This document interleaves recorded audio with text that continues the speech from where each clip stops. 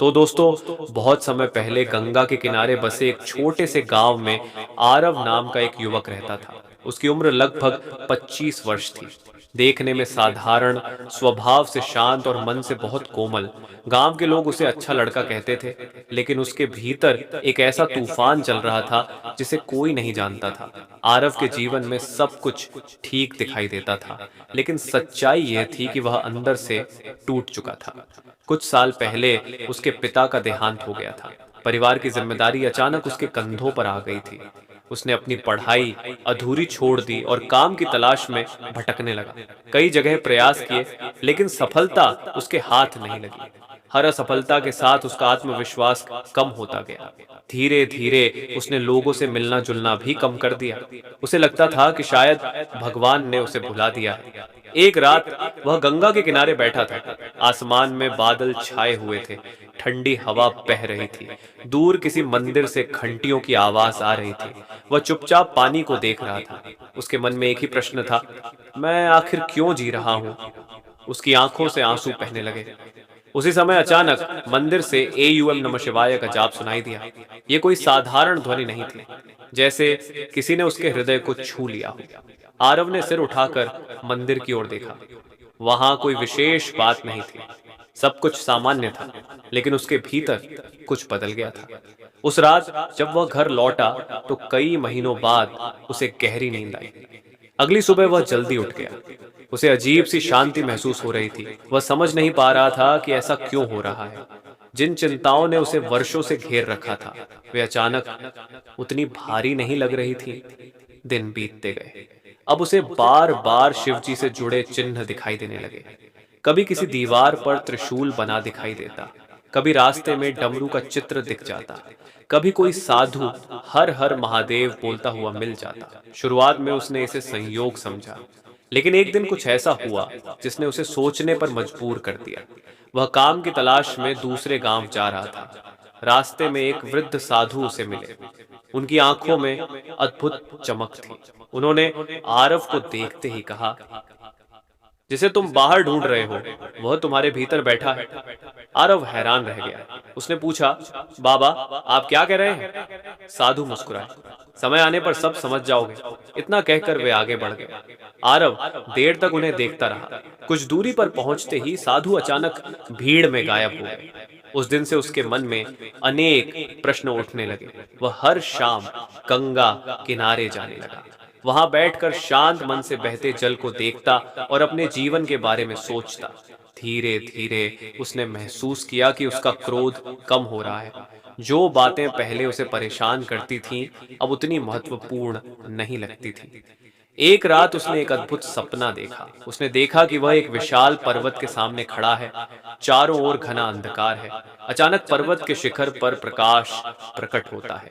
उस प्रकाश के बीच एक दिव्य आकृति दिखाई देती है।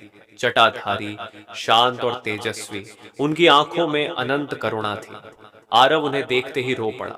वह उनके चरणों की ओर बढ़ना चाहता था, लेकिन उसके पैर जैसे जमीन में जकड़ गए थे। तभी वह दिव्य स्वर सुनाई दिया, डरो मत, तुम अकेले नहीं हो। अगले ही क्षण उसकी आंख खुल गई। उसका पूरा शरीर कांप रहा था, लेकिन आश्चर्य की बात यह थी कि उसके मन में भय नहीं था, केवल शांति थी। ऐसी शांति जो उसने पहले कभी अनुभव नहीं की थी। उस दिन से उसका जीवन बदलने लगा। समस्याएं अभी भी थीं, संघर्ष अभी भी थे, लेकिन अब उसका नजरिया बदल चुका था। उसे महसूस होने लगा कि हर कठिनाई उसे कुछ सिखाने आई है। एक दिन गांव में भयंकर तूफान आया। कई घर क्षतिग्रस्त हो गए। लोग घबरा गए। आरव ने बिना किसी स्वार्थ के लोगों की सहायता शुरू कर दी।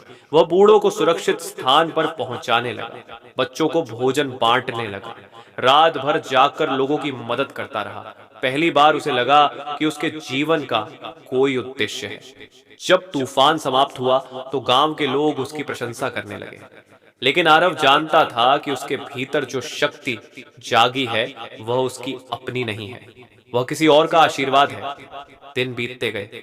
अब उसे हर व्यक्ति में एक नई दृष्टि दिखाई देने लगी। जिस व्यक्ति से वह पहले नफरत करता था, उसके प्रति भी उसके मन में करुणा आने लगी। उसे समझ आने लगा कि हर इंसान अपने संघर्षों से गुजर रहा है। हर व्यक्ति के भीतर कोई न कोई दर्द छिपा है। और शायद इसी कारण हमें एक दूसरे के प्रति दयालु होना चाहिए। धीरे धीरे उसका हृदय बदलता गया। अब वह केवल अपने लिए नहीं सोचता था, वह दूसरों की खुशियों में अपनी खुशी खोजने लगा। एक शाम जब वह गंगा तट पर बैठा था, सूर्य अस्त होने वाला था, आसमान सुनहरे रंग से भर गया था। तभी उसे ऐसा महसूस हुआ जैसे पूरी प्रकृति एक ही संदेश दे रही हो। सब कुछ एक है।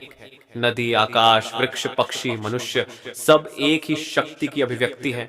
उसकी आंखों से आंसू बहने लगे, लेकिन ये दुख के आंसू नहीं थे, ये कृतज्ञता के आंसू थे। उसे पहली बार समझ आया कि जीवन का अर्थ केवल सफलता या असफलता नहीं है। जीवन का अर्थ जागना है, अपने भीतर छिपी उस दिव्य ज्योति को पहचानना है जो हमेशा से हमारे साथ थी।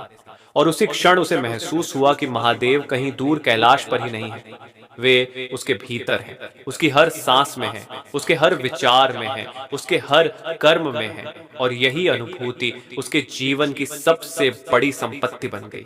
उस दिन के बाद आरव ने कभी पीछे मुड़कर नहीं देखा। उसकी यात्रा अभी शुरू हुई थी। आरव की यात्रा अब एक नए मोड़ पर पहुंच चुकी थी। उसके भीतर जो परिवर्तन शुरू हुआ था, वह दिन प्रतिदिन गहरा होता जा रहा था। गांव के लोग अब उसे पहले जैसा साधारण युवक नहीं मानते थे। उसके चेहरे पर एक अलग ही चमक दिखाई देती थी। उसकी आंखों में एक ऐसी शांति थी जो शब्दों में बयान नहीं की जा सकती थी।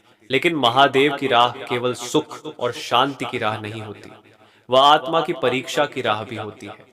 एक दिन सुबह सुबह आरव को खबर मिली कि उसकी माँ अचानक गंभीर रूप से बीमार हो गई हैं।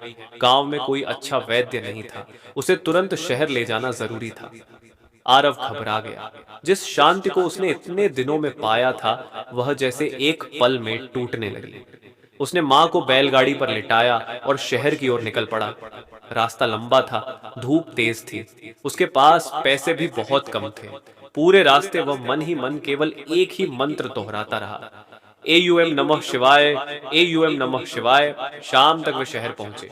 वैद्य ने जांच के बाद कहा कि बीमारी गंभीर है और इलाज में काफी धन लगेगा। यह सुनकर आरव के पैरों तले जमीन खिसक गई। उसके पास इतना धन नहीं था। उस रात वह अस्पताल के बाहर एक पुराने पीपल के पेड़ के नीचे बैठा रहा। उसकी आंखों से लगातार आंसू बह रहे थे। वह आकाश की ओर देखकर बोला, महादेव, अगर आप सच में मेरे साथ हैं तो मुझे रास्ता दिखाइए, मैं हार गया हूं। इतना कहकर वह चुप हो गया। रात गहरी होती गई। अचानक एक वृद्ध व्यक्ति उसके पास आकर बैठ गए। उनके वस्त्र साधारण थे, लेकिन चेहरे पर अद्भुत तेज था। उन्होंने पूछा, क्यों रो रहे हो पुत्र? आरव ने सारी बात बता दी। वृद्ध मुस्कुराए। उन्होंने अपनी थैली में हाथ डाला और कुछ स्वर्ण मुद्राएं निकालकर आरव के हाथ में रख दी। आरव चौंक गया। नहीं बाबा, मैं ये नहीं ले सकता। वृद्ध ने कहा, यह तुम्हारा नहीं, तुम्हारे विश्वास का फल है। आरव कुछ और कह पाता, उससे पहले वे उठे और अंधेरे में चलते हुए ओझल हो गए। अगली सुबह उसने उन्हें बहुत खोजा, लेकिन वे कहीं नहीं मिले। उसी धन से उसकी मां का उपचार शुरू हुआ। कुछ दिनों बाद उनकी तबीयत सुधरने लगी। आरव समझ गया कि जीवन में कुछ घटनाएं ऐसी होती हैं जिन्हें केवल संयोग कहकर नहीं टाला जा सकता। मां के स्वस्थ होने के बाद वह गांव लौट आया, लेकिन अब उसके भीतर एक नई प्यास जाग चुकी थी। वह जानना चाहता था कि आखिर वह शक्ति क्या है जो हर कठिन समय में उसका मार्गदर्शन कर रही है। एक रात उसे फिर वही सपना आया। इस बार उसने स्वयं को एक विशाल हिमालयी पर्वत पर खड़ा पाया। चारों ओर बर्फ ही बर्फ थी। आकाश में पूर्णिमा का चंद्रमा चमक रहा था। दूर एक गुफा के भीतर से प्रकाश निकल रहा था। आरव उस प्रकाश की ओर बढ़ा। गुफा के अंदर पहुंचते ही उसने देखा कि एक योगी ध्यान में बैठे हैं। उनके चारों ओर दिव्य आभा फैली हुई थी। उन्होंने आंखें खोली। उनकी दृष्टि सीधे आरव के हृदय में उतर गई। योगी ने कहा, जिसे खोज रहे हो उसे बाहर मत खोजो, लेकिन मुझे मार्ग चाहिए। आरव बोला। योगी मुस्कुराए, मार्ग तुम्हारे भीतर है। इतना कहते ही पूरा दृश्य प्रकाश में बदल गया। आरव की नींद खुल गई। उसका हृदय तेजी से धड़क रहा था, लेकिन इस बार उसे भय नहीं था। उसे लगा जैसे किसी ने उसके भीतर एक दीपक जला दिया हो। अगले दिन से उसने नियमित ध्यान करना शुरू कर दिया। पहले उसका मन भटकता था। हजारों विचार आते थे, कभी पुरानी यादें, कभी भविष्य की चिंताएं, लेकिन वह हार नहीं मानता था। हर सुबह सूर्योदय से पहले गंगा किनारे बैठ जाता। धीरे धीरे उसके भीतर की बेचैनी कम होने लगी। कुछ महीनों बाद उसे ध्यान के दौरान ऐसी शांति महसूस होने लगी जो उसने पहले कभी नहीं जानी थी। एक दिन ध्यान करते समय उसे ऐसा लगा जैसे उसके चारों ओर सब कुछ गायब हो गया हो। न नदी थी, न हवा, न शरीर, केवल मौन, गहरा, अनंत और दिव्य मौन। उस मौन में उसे एक स्वर सुनाई दिया, तुम वही हो जिसे खोज रहे हो। उसकी आंखों से आंसू बह निकले। वह घंटों तक उसी अवस्था में बैठा रहा। जब वह उठा तो उसे लगा जैसे वह नया जन्म लेकर आया हो। अब उसके भीतर से भय लगभग समाप्त हो चुका था। वह हर परिस्थिति को स्वीकार करना सीख चुका था। धीरे धीरे गांव के लोग उससे सलाह लेने आने लगे। कोई पारिवारिक समस्या लेकर आता, कोई दुख लेकर आता, कोई अपने जीवन की उलझने लेकर आता। आरव किसी गुरु की तरह उपदेश नहीं देता था। वह केवल ध्यान से सुनता था, फिर प्रेम से कुछ शब्द कहता था, और आश्चर्य की बात यह थी कि लोगों को उसके शब्दों में समाधान मिलने लगा। एक दिन एक युवक उसके पास आया। वह बहुत क्रोधित था। उसने कहा, मेरे साथ अन्याय हुआ है, मैं बदला लेना चाहता हूं। आरव ने शांत स्वर में पूछा, अगर तुम आग को पकड़कर किसी और पर फेंकना चाहो तो सबसे पहले कौन जलेगा? युवक चुप हो गया। उस दिन पहली बार उसे समझ आया कि क्रोध सबसे पहले उसी को नुकसान पहुंचाता है जो उसे अपने भीतर रखता है। धीरे धीरे आरव का नाम दूर दूर तक फैलने लगा, लेकिन वह जानता था कि यह सब उसका नहीं है। यह सब उसी अदृश्य शक्ति की कृपा है जिसने उसे अंधकार से निकालकर प्रकाश की ओर बढ़ाया था। और अभी उसकी सबसे बड़ी परीक्षा बाकी थी, एक ऐसी परीक्षा जो उसके विश्वास, उसके धैर्य और उसके आत्मबल को पूरी तरह बदल देने वाली थी। उसे अभी नहीं पता था कि आने वाले दिनों में उसका सामना एक ऐसे रहस्य से होगा जो उसकी पूरी जिंदगी की दिशा बदल देगा। उस रहस्य का संबंध केवल उसके भविष्य से नहीं, बल्कि उसके जन्म के उद्देश्य से था।